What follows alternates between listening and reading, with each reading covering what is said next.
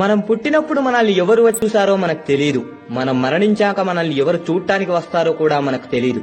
కాబట్టి మనం బ్రతికున్నప్పుడు మనతో ఉన్న వాళ్ళను మనసారా ప్రేమించండి, ఆప్యాయతలను పంచండి. మీరు మరణించి కూడా జీవించేలా మానవత్వాన్ని చాటండి. ఇలాంటి చిన్న కథలతో కనీసం మనలో కొంతమంది అయినా మారితే చాలు. ఇక ఈ చిన్ని కథను వినండి. ఏవండి, మీరు ఈ రోజు ఏదో ఒక నిర్ణయం తీసుకోవాల్సిందే. ఈ ఇంట్లో నేనైనా ఉండాలి, లేదా మీ అమ్మగారైనా ఉండాలి, నా వల్ల కావడం లేదు అంటూ రుసరుసలాడుతోంది సరళ. ఉన్నట్టుండి ఏమేం సరళ, ఇంత సీరియస్ గా ఉన్నావు? కాస్త నెమ్మదిగా చెప్పొచ్చు కదా. ఆ ముసల్ది మళ్ళీ నిన్ను ఇబ్బంది పెట్టిందా? నువ్వేం కంగారు పడకు, రేపు ఖచ్చితంగా ఓల్డేజ్ హోమ్ కి తీసుకెళ్తాను. ఇప్పుడు కాస్త రిలాక్స్ అవు. సాయంత్రం సినిమాకి వెళ్లి అట్నుండి హోటల్కి వెళ్లి ప్రశాంతంగా ఉందాం పదా అన్నాడు కిరణ్. మర్నాడు ఉదయమే లేచి అమ్మతో ఇలా అన్నాడు. అమ్మా, మీ ఇద్దరి గోలా నేను పడలేను. నేను కొద్ది రోజులుగా ప్రశాంతంగా ఉండాలంటే నువ్వు ఓల్డేజ్ హోమ్ కు వెళ్లాల్సిందే. త్వరగా బయలుదేరు అన్నాడు. అయ్యో, నేనేమీ అనలేదురా. స్నానానికి కాస్త వేడినీళ్లు పెట్టివ్వమని అడిగానంతే. చలిగా ఉంది కదరా, అంతదానికి నన్ను బయటకు పంపకరా. నేను మనవడితో మనవరాలతో గడుపుతున్నాను. ఇంకోసారి కోడల్ని ఇబ్బంది పెట్టను. మీకు దూరంగా బ్రతకలేనురా అంటూ బ్రతిమిలాడింది ఆ తల్లి. నేను చస్తే గాని నీకు శాంతం ఉండదు కదా, ఇప్పుడే చస్తాను ఉండు అన్నాడు కిరణ్. వద్దురా, నేనే వెళ్లిపోతాను, నువ్వేం చేసుకోకు అంటూ తన బట్టల్ని సర్దుకొని బయలుదేరింది అమ్మ ఓల్డేజ్ హోమ్ కి. కొద్ది రోజులు గడిచాయి. ఆదివారం మాత్రమే వెళ్లి అమ్మను చూసి వచ్చేవాడు కిరణ్. ఒక ఆదివారం కిరణ్ తన కుటుంబంతో సంతోషంగా గడిపి వస్తుండగా ఒక లారీ వీళ్ల స్కూటర్ ను గుద్దేసి వెళ్లిపోయింది. పిల్లలకు కిరణ్ కు స్వల్ప గాయాలయ్యాయి. కానీ సరళకు గాజు ముక్కలు వీపికి కంటికి గుచ్చుకున్నాయి. హాస్పిటల్ తీసుకుని వెళ్లాడు. డాక్టర్ ఆమెకు కంటి చూపుపోతుందని, ఎవరైనా కళ్ళను దానం చేసేవారుంటే తప్ప ఆమెకు నయం కాదని చెప్పేశారు. అప్పుడే హోం నుంచి అమ్మ ఫోన్ చేసింది. ఆదివారం కదా, ఇంకా రాలేదని అడిగి విసిగిస్తుందని కిరణ్ ఫోన్ లిఫ్ట్ చేయలేదు. మళ్లీ ఫోన్ వచ్చింది. ఈసారి ఫోన్ స్విచ్ ఆఫ్ చేశాడు కిరణ్. ఆపరేషన్ థియేటర్ లోకి అనుమతితో వెళ్లాడు కిరణ్. భార్యకు ధైర్యం చెప్పాడు. నీకేమీ కాదని, ఎవరో ఒకరు కళ్ళను దానం చేస్తారని, ఎంత డబ్బైనా సరే నీకు ఆపరేషన్ చేయిస్తానని సరళతో చెప్పాడు కిరణ్. ఇవన్నీ సరే, మీ అమ్మను అలా హోంలో చేర్చడం వల్లే నాకు ఇలా జరిగింది.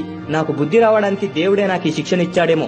ఒకవేళ నాకు ఆపరేషన్ జరిగి కళ్ళ చూపు వస్తే ముందుగా నేను మీ అమ్మగారిని చూడాలి, ఆమెను క్షమించమని అడగాలి.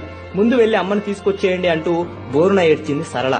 ఇంతకుముందే అమ్మ ఫోన్ చేసింది. నేను ఫోన్ తీయలేదు, పైగా స్విచ్ ఆఫ్ చేశాను. ఎందుకు ఫోన్ చేసిందో మరి కనుక్కుంటాను.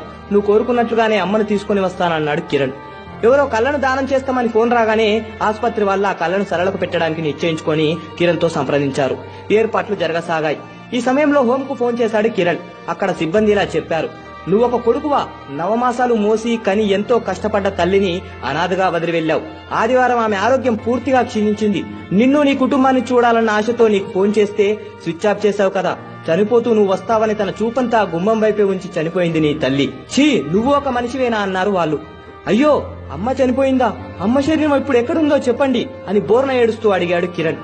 మా హోంలో అనాథలు ఎవరైనా చనిపోతే వారి అవయవాలను దానం చేస్తాం. నీకు చెప్పి చేద్దామని చూసాం, కుదరలేదు. ఇక్కడ దగ్గరలోనే ఒక హాస్పిటల్ కి ఆ కళ్ళనిచ్చాం. బ్రతికుండగా తల్లిని చూడలేకపోయావు. ఇప్పుడైనా నీ తల్లి కళ్ళను దర్శించుకో, కాస్తైనా నీ పాపం తగ్గుతుంది అని హాస్పిటల్ అడ్రస్ చెప్పారు. ఆ హాస్పిటల్ కి పరుగు పరుగున వెళ్లాడు. అది తన భార్యను చేర్చిన హాస్పిటలే. కళ్ళను దానం చేసింది తన భార్య సరళకే అని తెలుసుకున్నాడు. అమ్మా అమ్మా అంటూ క్రిందపడి బోరున వినిపించసాగాడు కిరణ్. తను చనిపోయినా మమ్మల్ని చూసుకోవాలన్న ఆశ అమ్మకు పోలేదు. అందుకే మళ్లీ మా ఇంటికి వచ్చింది. నా అమ్మను బాధ పెట్టిన నాకు సాధారణ మరణం రాకూడదు అంటూ సనుగుతూనే ఉండిపోయాడు కిరణ్. ప్రతి ఒక్కరికి కుటుంబం ముఖ్యమే, కానీ తల్లిదండ్రులను నిర్లక్ష్యం చేయకూడదు. పిల్లల్ని హాస్టల్లో చేర్చడం కూడా ఇలాంటి సంఘటనలకు ఒక కారణం కావచ్చు. పసితనంలో పిల్లల్ని పెద్దవారితో ఉండనివ్వాలి.